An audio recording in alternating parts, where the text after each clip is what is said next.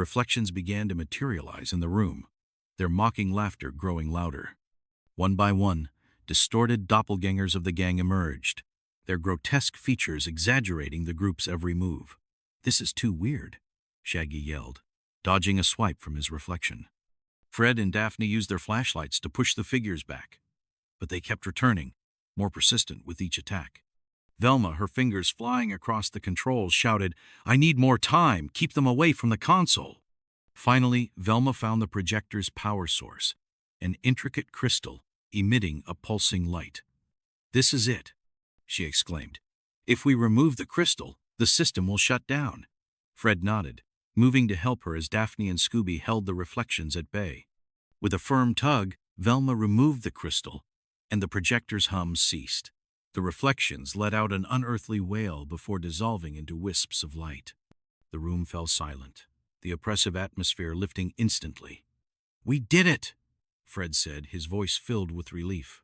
But Velma's gaze lingered on the crystal in her hands, its faint glow hinting at secrets yet to be uncovered. With the crystal safely in Velma's hands, the gang retreated to the mansion's study to regroup. The oppressive aura had lifted, but the silence felt almost too complete. Velma placed the crystal on the desk, its faint glow casting soft shadows on the old wood. "This thing is more than just a power source," she murmured. "It's ancient, and it's tied to the mirrors. Whoever designed this system wasn't just creating illusions, they were tapping into something far older." Fred leaned in, studying the intricate carvings on the crystal.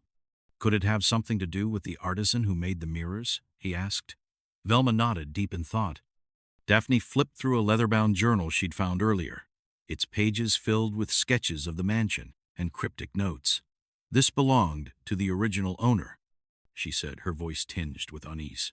"He believed the mirrors could act as gateways to another realm, but only if powered by a unique crystal." The gang exchanged wary glances. "So the reflections weren't just illusions?" Shaggy asked, his voice trembling. "They were real?" Velma adjusted her glasses, her tone serious. "Real or not, someone used this knowledge to create a dangerous system, and we still don't know who or why." Suddenly, the sound of footsteps echoed from the hallway. Fred motioned for everyone to stay quiet as he crept toward the door. Peeking out, he saw a figure disappearing into the darkness, carrying what appeared to be a mirror shard. "Someone's still here," he whispered.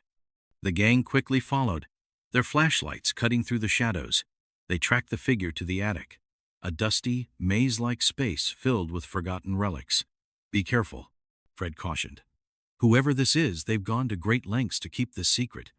In the attic center, they found a small table surrounded by broken mirrors. A cloaked figure stood behind it, their face obscured.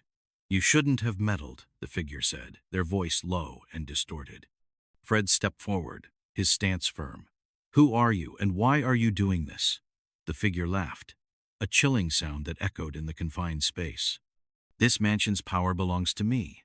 The mirrors, the crystal, they're tools to control what lies beyond. And now that you've disrupted my plans, you'll join the others in the reflections."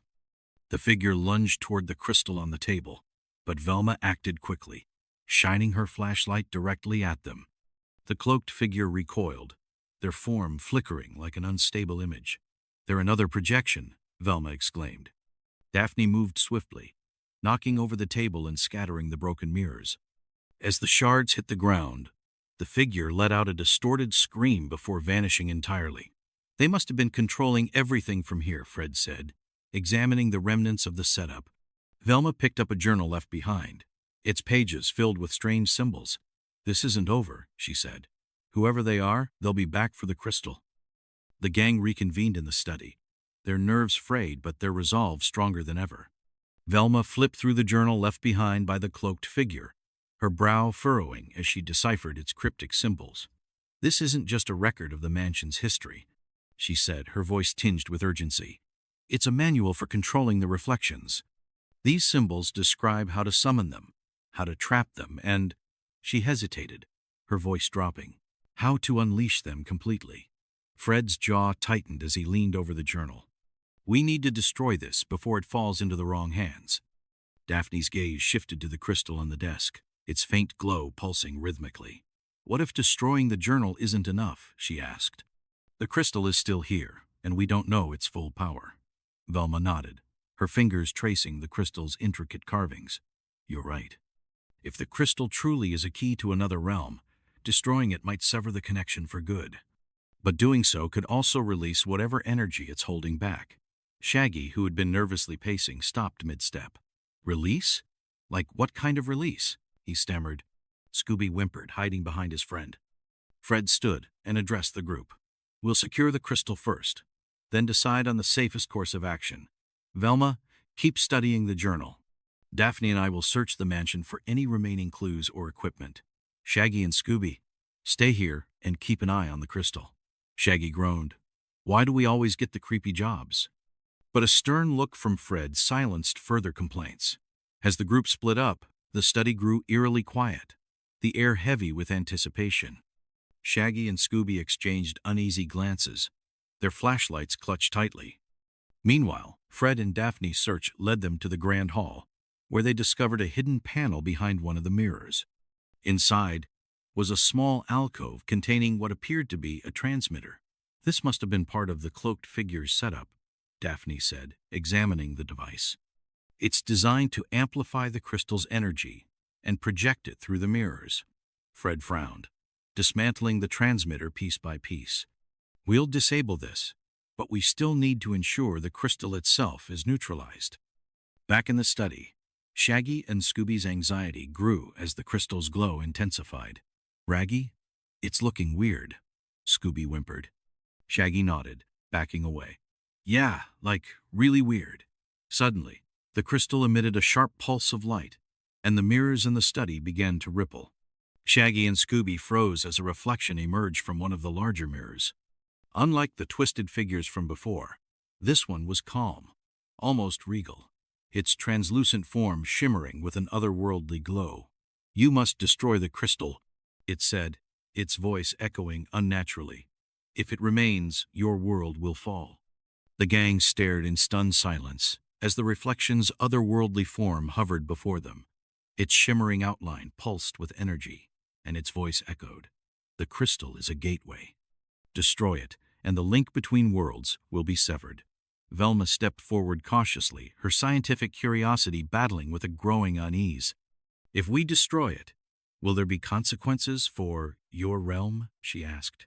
The reflection's gaze seemed to intensify. Our realm will remain intact. Your world, however, will collapse under its influence if you fail to act. Fred and Daphne burst into the study, startled by the spectral figure. What's going on? Fred demanded, his eyes darting between the reflection and the glowing crystal. Velma quickly filled them in. This being claims the crystal is a gateway, and that destroying it will protect our world. Daphne's expression was a mix of fear and determination. If there's even a chance it's right, we have to try, she said. Fred nodded, his jaw set. Then we need a plan. The crystal's energy is volatile.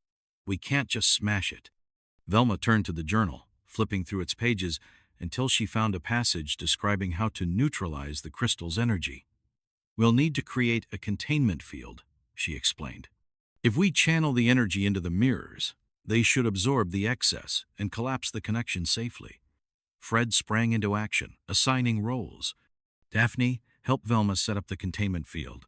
Shaggy, Scooby, and I will move the mirrors into position. Shaggy groaned but complied, his fear outweighed by the urgency of the situation. Scooby followed closely, his tail wagging nervously.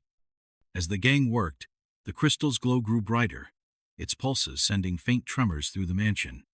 The reflection watched silently, its form flickering as if tethered to the crystal's energy. Hurry, it urged, its voice strained. Velma and Daphne positioned the mirrors in a circle around the crystal, using the journal's instructions to align them perfectly. Fred secured the final mirror just as the tremors intensified, cracks spreading along the study's walls. It's ready, Velma shouted. Fred, activate the containment switch. Fred flipped the switch and a brilliant light erupted from the crystal, refracting through the mirrors in a dazzling display. The reflection let out a final, echoing cry before dissolving into the light. The mansion shook violently as the mirrors absorbed the crystal's energy, their surfaces shattering one by one. When the last mirror broke, the crystal's glow faded completely, leaving the room in silence. The gang stood amidst the wreckage, their breaths heavy. "Is it over?" Shaggy asked, his voice trembling. Velma picked up the now dull crystal, her expression thoughtful. "For now," she said, "but mysteries like this have a way of returning."